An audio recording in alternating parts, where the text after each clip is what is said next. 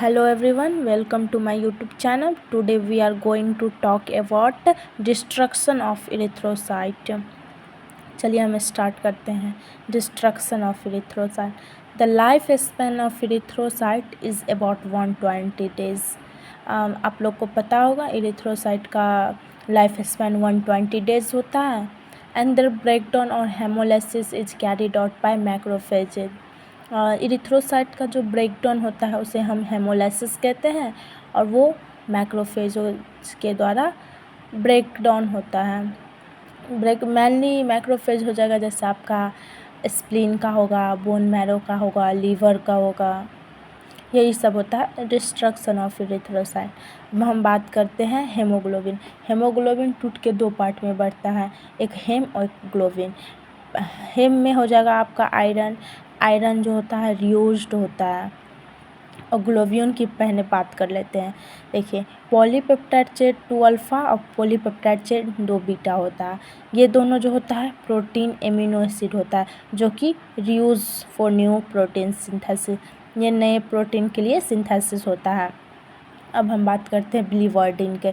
Biliverdin जो होता है वो बाइल पिगमेंट होता है, ग्रीन कलर का होता है. बिलीवर्डिन जो होता है बिलीरुबिन में कन्वर्ट हो जाता है. बिलीरुबिन जो होता है वो येलो कलर का होता है. अब बिलीरुबिन जो होता है वो बिलीरुबिन प्लस प्रोटीन जो कि मेनली अल्ब्यूमिन होता है. बिलीरुबिन प्लस प्रोटीन जो होता है वो लीवर में इंटर करता है. लीवर में इंटर करने के बाद वो बिलीरुबिन प्लस ग्लूकोयूरोनिक एसिड जो कि बाइल डक्ट में इंटर करता है. बाइल डक्ट से कंजुगेटेड बिलीरुबिन बनता है जो कि येलो कलर का होता है. उसके बाद वो इंटेस्टाइन में इंटर करता है. इंटेस्टाइन के बाद glucuronic acid removed by bacteria. Glucuronic acid जो होता है वो बैक्टीरिया के द्वारा रिमूव्ड होता है. फिर वो यूरोबिलिनोजेन में कन्वर्ट होता है. यूरोबिलिनोजेन जो होता है वो रीएब्जॉर्ब इनटू ब्लड, वो रीएब्जॉर्ब होता है ब्लड में. फिर वो यूरोबिलिन में होता है, चेंज होता है और फिर वो यूरिन के थ्रू एक्सक्रिएट हो जाता है, मतलब बाहर निकल जाता है.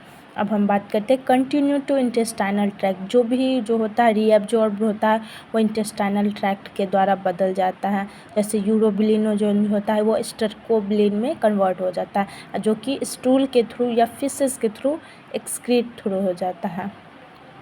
फिर हम बात करते हैं